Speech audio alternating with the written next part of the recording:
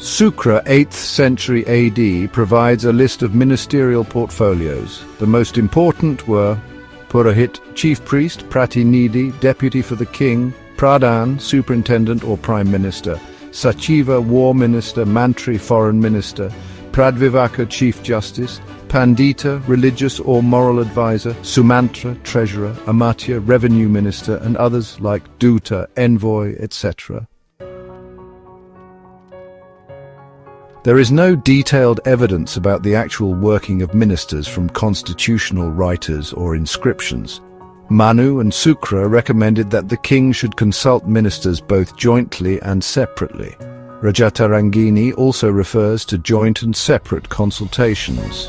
Ashoka's Edict VI reports differences of opinion among ministers. Shukra mentions that in case of differences, ministers were to send separate memoranda to the king. Kautilya advised that the king should usually accept the advice of ministers. According to Kautilya, the king cannot perform all royal duties alone and must appoint amatyas.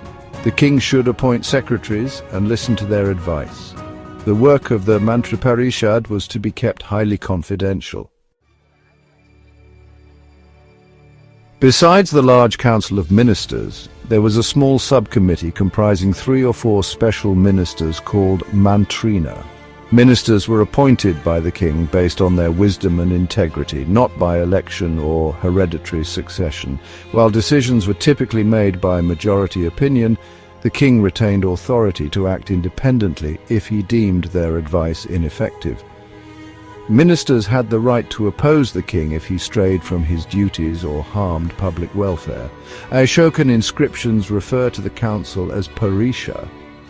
Examples of ministerial councils include the governor of Taxila during the Maurya period around the 2nd century BCE, who had a council. The Shunga crown prince Agnimitra in Malwa 150 BCE had a council. The Gupta crown prince also had a Mantriparishad. The Arthashastra reveals centralized governance through 18 specialized departments, each led by a Mahamatya.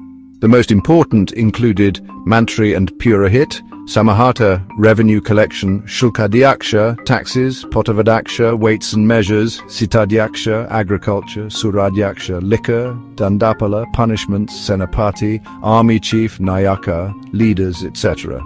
In the Gupta period, the old Mauryan Tirthas were replaced by Adhikaranas, each with a unique seal, mudra, as evidenced by Gupta-era inscriptions. Their chief officers were called Adhikrits. Key officials included Mahasnapati, army chief; Mahadandanayaka, chief justice; Mahasandhivigrahika, foreign minister; Vinayasthidisthapaka, religious officer; Sarvadyaksha, supervisor; Yuvraj, crown prince, etc. The Narada Smriti describes a council composed of noble, truthful, and impartial members skilled in scriptures and economics. Kumara Matyas managed provinces, bhuktis, districts, vishayas, military and judiciary. Rashtrakuta administration. The prime minister, Mahamatya or Purnamatya, was the most important official after the king, often called Sarvadas, Sarvasya Anushtata, or Sarvadikarin. His position was symbolized by 5 insignia: flag, fan, white umbrella, conch, and drum, plus musical instruments called Panchamahashabdas. Key ministers included Dandanayaka, army commander; Mahasandhivigrahaka, chief foreign minister; Dharmankusas, religion and morality; Mahasamantha, feudal lords or top officers, etc. All ministers were trained in politics, rajneti, and military affairs. The selection process of ministers involved rigorous testing of character and abilities, including adherence to dharma, duty, artha, wealth, karma, pleasure, and bahaya, fear. Kautilya and Kamandaka supported this principle. 4 main tests: dharma for judicial roles, artha for revenue roles, karma for entertainment roles, bhaya for security or foreign affairs. Those excelling in all were chosen as prime minister. Kautilya's criteria for ministers included being a native, High-born, influential, well-trained, foresighted, enthusiastic, dignified, pure in character, affable, affectionate, loyal, strong, healthy, brave, and decisive. Ministers were not of the same rank. According to the Ramayana, Shukra-Nitisar, and Pali texts, there were three categories: Mukhya, superior; Madhyama, intermediate; Jaganya, inferior.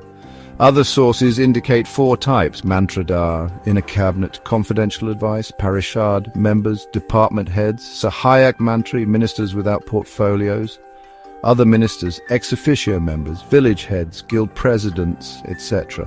Salaries varied: first rank 40,000 panas per year, 4 to 5 members; second rank 24,000 panas per year, 5 to 9 members; third rank 12,000 panas per year, 11 to 18 members. This structure is similar to modern systems of cabinet ministers, ministers of state, and deputy ministers.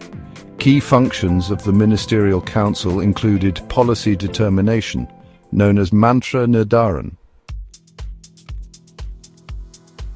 Implementation of policies referred to as mantra phal prapti, execution of state affairs, or karma anushtan, financial management known as aya vyaya karma, military control and leadership, danda and danda pranayan, defense against enemies, amitra and aryavaka pratishod, maintenance of government, rajya rakshan, prevention of national degeneration, vayasan pratikar, protection of royal family and succession, kumar rakshan and abhisek vyavastha. Kamandaka emphasized policy, discussions, crisis management, and defining boundaries. Kautilya focused on new projects, ongoing tasks, and legislation. Shukraniti held the council accountable for all state-impacting activities. The relationship was rule-based, as per Apastamba and other texts. Ministers could be promoted, demoted, or dismissed based on performance. Mahabharata and other ancient texts emphasize the king's dependence on ministers. Manusmriti states a king without ministers is foolish and incapable of justice. Kautilya advised that even minor cases should be decided with ministerial counsel. Historical examples. Ashoka's donation was blocked by his finance minister. Rudradaman funded public works personally after council objection. Scope and hereditary posts. The Mantriparishad organized administration, enunciated policies, supervised state policies, managed economic growth, taxation, expenditure, education, training, foreign policy, and supported the king. Some ministerial posts became hereditary, for example, Pruthvisna, minister under Kumar Gupta I, son of Sikarasvamin, minister under Chandragupta II. Galu and Manoratha, Uchkalpa dynasty. 5 generations of one family as ministers in the Chandelas. Ministers from royal families, for example. Chahamana ruler Visaladeva's son as prime minister, etc. Conclusion. The transition from Ratnins to Mantriparishad marked a shift from ritualistic governance to structured statecraft. The Mauryas achieved peak administrative efficiency through specialization, while later dynasties prioritized regional flexibility, often at the cost of centralized authority. This evolution underscores the tension between centralized control and decentralized pragmatism in ancient Indian governance. The Mantriparishad, as discussed in texts like the Arthashastra, was a crucial advisory body to the king, consisting of an inner and outer council. Its responsibilities included policy formulation, administration, financial management, military leadership, and ensuring justice.